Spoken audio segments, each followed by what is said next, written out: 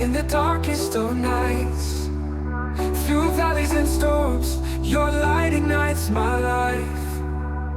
Love notes from the heavens calling out to me. Every word a treasure, setting my spirit free. With faith in my heart and love full of light, I'll walk this path, guided by your sight. Hey everybody, this is Melissa with Love Notes from God, and tonight I have my friend again with me, Sam St. Laurent. Sam, how you doing? I'm doing well. Thank you for having me. Tonight we are recording. Tonight we are continuing to record about Saints Book 1, The Standard of Truth. This is part 5. Please check out those other videos that we did. And Sam is a co-creator of the channel LDS Scooby. And so thank you for your time with us again here today, Sam. And so last time we talked about the Kirtland Temple dedication, and then also about the Safety Society, which was a bank that the LDS Church was trying to put together to help the saints to be able to buy properties and do other kinds of loans and, have places to put their money. So now from that, we'll continue a little bit in chapter 25. We'll just briefly review a little that. So from that, with the Safety Society, it says, the Kirtland dissenters grew bitter and aggressive as the new year dawned. Threats of mob violence hung over the church, and debt and false legal charges hounded the prophet. Soon a local sheriff, armed with an arrest warrant, began searching for him. If caught, Joseph could face a costly trial and possibly imprisonment. So on January 12th, 1838, the prophet sought the Lord's help and received a revelation. Let the presidency of my church take their families, the Lord instructed, and move on to the west as fast as they may. The way is made plain. The Lord urged Joseph's friends and their families to gather to Missouri as well. Be at peace among yourselves, O ye inhabitants of Zion, he declared, or there shall be no safety for you. And so they had received so much persecution in Missouri and threats to their lives and mobs gathering and combining, as we've discussed before. But one of the things that really hit that off, we'll see how far we're able to get today, because we really need to set up the whole point of why the people in Missouri would have the Governor Boggs order of extermination. So, and why Joseph Smith would be arrested. So do you have anything that you want to say about that before we get going on that more, Sam? As far as on chapter 25? Mm-hmm. So I mean, like, this is where you start to see the saints really start to become divided on the, like, after the collapse of the Kirtland Safety Society, I feel. As well as, like, where you start to get, like, the move out west. Mm-hmm. But yeah, I think once you get into, like, so 25 is really, I think, culminates with the idea that, like, Kirtland is no longer safe, nor technically united, which is kind of funny with the Safety Society. But so the center of the church, like, really starts to shift more towards Missouri. And I think that's where you start to see later on in 26 and 27 specifically. But yeah, and that's really what's going to be next, actually, is 26 and 27. So what information do you have from those? Because then I'll proceed to 28 after. Well, so in these chapters kind of take place in the first half of 1838. And Joseph and many of, like, the members of the church are attempting to rebuild Missouri after the financial collapse that I think we actually did touch on in the previous time we spoke. But Missouri appears to kind of offer the saints a new beginning, which isn't a new thing for the saints at this point. They had kind of been persecuted kind of along the way, and they've, especially when we're speaking about Joseph Smith's story specifically, this isn't new to him entirely. Like, this has kind of happened since the plates kind of arrived. He's kind of always had to kind of move to new places as persecution kind of in sets. But I think this is where you start to really see like the success of the saints continually be put on. I don't know, how would you describe it? Like, it seems as though they'll move to a place, they'll get settled, things will go relatively well, and then they get kind of persecuted and they have to leave or flee. And I think that you kind of start to see that here in 26. But Missouri kind of appears to offer the saints a new beginning, but there's still somewhat of a serious disagreement that kind of still remains from the previous engagements in Kirtland. But chapter 26 begins with Oliver Cowdery returning to Far West after scouting northern Missouri for possible locations where the saints could establish the new communities. When Oliver returns, though, he learns that the church leaders were investigating him and members of the Missouri presidency, David Whitmer, John Whitmer, and William Phelps. And several of the charges actually involves land. And so, just for those who are unfamiliar, John Whitmer and William Phelps had previously sold church property in Far West and kept the profits. And Oliver, John, and William had also sold land they personally owned in Jackson County. So although they legally owned the Jackson County land, it had been consecrated to the Lord, and Revelation had instructed them not to sell it. So from the outside looking in, you might say like, well, this was their land to sell. And that does prove to be kind of perhaps maybe a disconnect between them and the church, perhaps. But Oliver believed that because he had purchased land with his own money, he had the right to sell it. While church leaders, on the other hand, believed that his covenant to consecrate the land created a spiritual obligation beyond legal ownership. And so this disagreement was part of a larger breakdown between Oliver and Joseph Smith. I feel like this is the first time you really start to see the kind of the wedge between the two being set. Although others might disagree with me on that. But Oliver had obviously helped translate the Book of Mormon. He was one of the three witnesses and participated in very important events connected to the restoration of the priesthood authority. And he still believed in the Book of Mormon and could not deny his sacred experiences. However, he had lost confidence in the church leadership, I believe, and that he thought that some leaders were seeking power. So on April 12th, 1838, a bishop's council considered Oliver standing in the church, and the council reviewed several charges, including his opposition to church leaders, his refusal to attend meetings, his insulting letters, his sale of the consecrated property, and accusations he had made against Joseph Smith. And so I don't know how much more you want to cover on this, but I think that the important thing to note in 26 was just the continual breakdown, like with Oliver Cowdery, his specific mentions in the histories of the church. It wasn't something that just like happened overnight. Like his sale of his what would have actually been his land technically, or I guess legally. That idea of selling it didn't just happen overnight. But I will say, I understand, like I can look at his story and see where he was coming from, if that makes sense, from the saint's perspective. Mm-hmm. I don't know. What are your thoughts? Like whenever you hear the stories of like the donations to the church and like, I mean, people made a lot of sacrifices early on, and it's like, I always try to take what they did and make the comparison to my life. And it's like so much less, like my contribution has been so much less than theirs. And so I think it's easy for me, or most of us saints now, to look back and be like, man, why'd you sell that? Like, why'd you sell your land? Like you knew it was consecrated, but I don't know. I think there's a little bit of, I can give Oliver a little grace there, so. Well, yeah. And I think that when it comes down to it too, as I've thought about the different, like even like spiritual gifts and like and it can be financial things.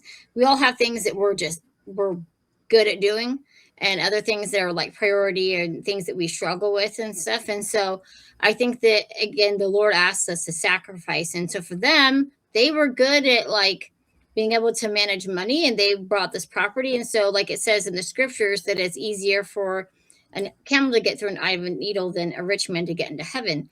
Well, that's because the adversary really pulls on money and power and manipulates people into thinking that, that is what somebody else is trying to do, even though their heart is maybe totally not into that. I mean, look at Joseph. I mean, gosh, he made so many sacrifices, just one after another. He and Emma and some of the saints, and they all had some sacrifices to make, but we weren't all willing to give all. And Joseph, obviously, and Emma, they were willing to give all. And so I think that, if there's no test, there's no testimony. And so just the way I see it, with those that especially are blessed with financial means, often the sacrifice they're going to be asked to consecrate is their money, because that's something they have, And so some of us, we are good with maybe being nurturing to people. And so you're like, why am I in this calling? I get this calling over and over again. Well, and sometimes it's like, okay, Heavenly Father, is there something I haven't learned, or am I needed here? And sometimes you just think things are crazy, but other times you can see why you're at a certain place at a certain time. And to me, that's our sacrifice now, probably more than what they had. I mean, they had some callings, but I just, there's just kind of more different things. I mean, there wasn't somebody doing a bulletin, I'm sure, just different positions that we have now.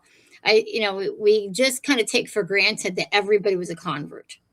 And so I think that's the thing is where we have to have a lot of grace, is realizing that a lot of these people were culturally different too, because they were coming from different places. And then everybody's the first generation. So that's where I think that people, have a lot of thoughts about, oh, Joseph Smith did this or that. And I'm like, he did not have a lot of time. He was still busy because he was receiving a revelation from the Lord. There was nothing history to look back on as far as foundational things that were put down. They were coming up with all of it then. And so they didn't know how to run or do things, they were all learning together. And so I just think of the reality of even him writing the Book of Mormon and stuff. I'm like, there were so many things that he was doing. Surely the Lord was guiding his hand, all the things that he was doing. I mean, I don't know why somebody would want to put all this together. It was a lot of work. And I mean, that's when you're sacrificing, when you're like, well, I don't really want to do this. We just had this conversation at church today. I don't want to do this. But I'm like, but the Lord asks us to do things we don't want to do. That's how that works. So, yeah. And I think too, it's and so, yeah, I mean, land was one of the few valuable things that a lot of them had. And I think when you think too, it was a dream for some people to own their own property, when you're used to how things were handled in other countries and stuff, where you were always stuck with what you were of your class system and everything. And so probably if you think about it too, land was just that much more valuable because it was more of a dream to people, and, maybe not so many generations back, maybe for them, it was not as much if they'd been there for a while in the country, but their parents or grandparents, you got to get your own land, what a blessing it is to have your own land, and you can chart your own course in life. So yeah, I could see how, the Lord's going to ask them to do something that's hard for them, consecrate this particular thing that is hard. So. Yeah, I think you bring up a pretty good point. This time it was 1838. So if you think about any of your members that are newly baptized, you're talking about, I mean, for most of these characters, that's the 4-year convert essentially. Yeah. Or I mean, even 8-year, 8 years isn't a very long time especially when you're an adult converting over, which most of these characters or members were when they came over to the church. And so a lot of them, I mean, and you're talking about a very religious people, even before they converted, a lot of them were devout in Christianity already. And so, which is a lot different, I think, than nowadays. It's I feel we do have a lot of converts from various other religious traditions, but we also do get a lot of converts that are just new to religion. Mm-hmm. And so I think that kind of brings a kind of a unique perspective because, like you said, Joseph or, Oliver or David Whitmer, like they're all coming from, or even Sidney Rigdon, they're coming from all these different thoughts about what religion is, and then they're bringing that into the church, and they're trying to ferret out, like, okay, well, what is this in relation to what I already know? Yeah. And that's where you start to get I think a lot of the differences between how they did things back then and how we do it now, because we've had generations of members that have lived in this religion only, in comparison to those who are bringing a lot of different ideas in, which I think we're kind of seeing a lot in as the second half of chapter 26 actually talks about the missionary work in England and how it was super successful. And I think a comparison to nowadays would be like the success we're finding in Africa and South America for the most part.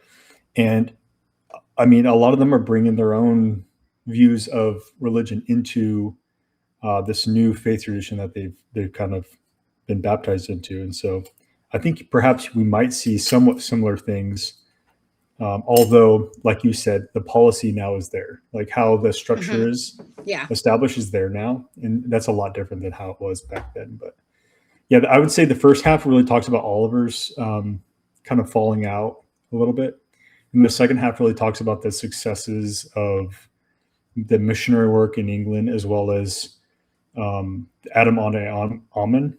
They mention that as well at the end of 26. And they talk about Joseph actually travels into Davies County and identifies a valley called Adam Amen. And so he taught that Adam had gathered and blessed his descendants there before his death, and that Adam would return there when the Savior comes again. And this was actually kind of an interesting thing to me. I don't know why, like that's a point of contention for those outside of our faith tradition, like Missouri being a place that could have been near the Garden of Eden or related to or in connection to the Garden of Eden or Adam. I've never found that to be interesting, or not that it's not interesting. I don't find that to be something that's like so wild or unbelievable. You know what I mean? Especially given our story about Noah and like the flood. And so I don't know, what are your thoughts on that? Yeah, when you're I read like, that, all I could think of was like, I often have received critiques that like, oh, the Garden of Eden was in Missouri. And I'm like, that could be just as believable as anywhere in the world. You know what I mean?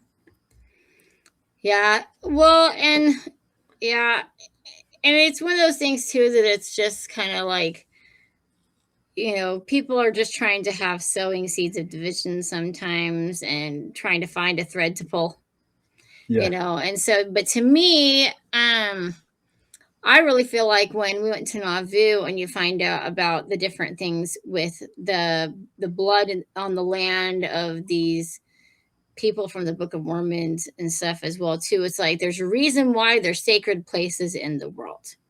And there's also some really wicked things that happen in those areas too. So to me, it's like the Lord has these patterns, and a holy place is a holy place, whether or not it has a building on it. A lot of times it's like the Lord has these places set aside for different reasons. And it's really, they say the temples bless the land, bless where the area where they are built. And I find it really interesting when I'd like to kind of look at where we're having floods and fires in different places. And I'm like, well, how come people reject a temple? But I'm curious that if some of those places rejected having a temple, what's happening to those places now?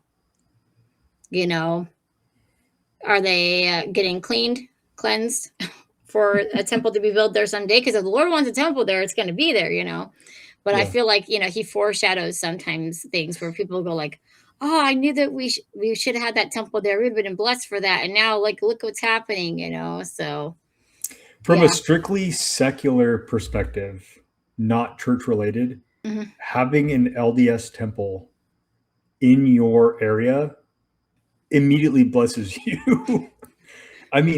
non-related to religion, your property values will increase. The area will be nicer because one thing's for sure, members will move to that area.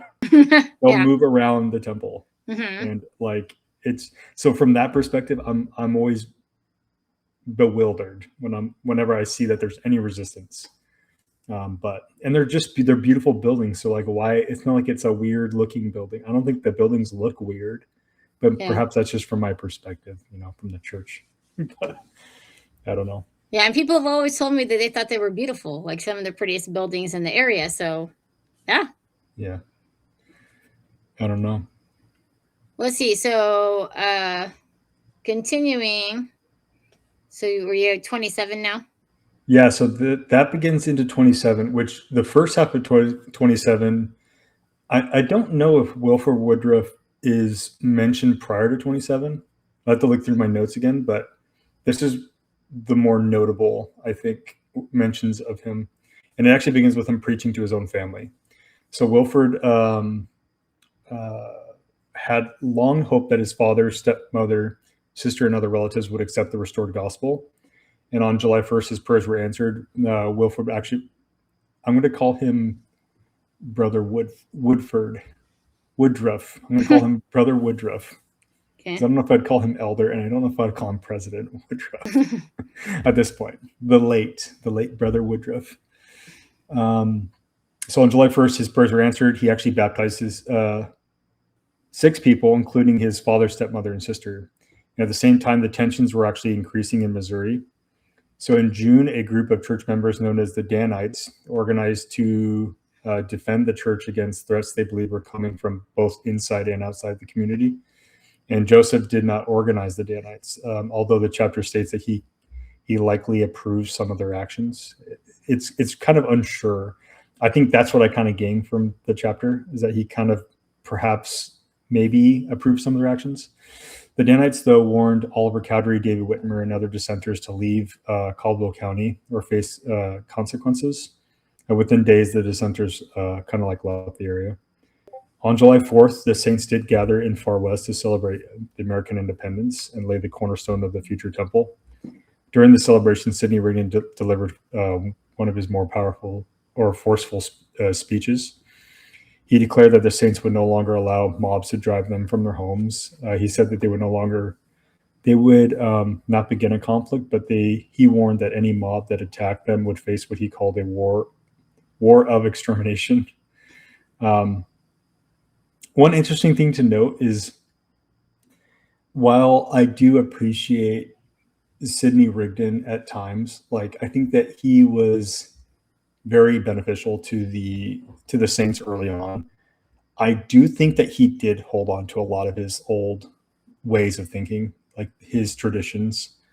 And I do think that kind of held him back in some senses. Like, it was funny, in church today, we were talking about what pride means and what it means to be like prideful is to be unteachable, I think.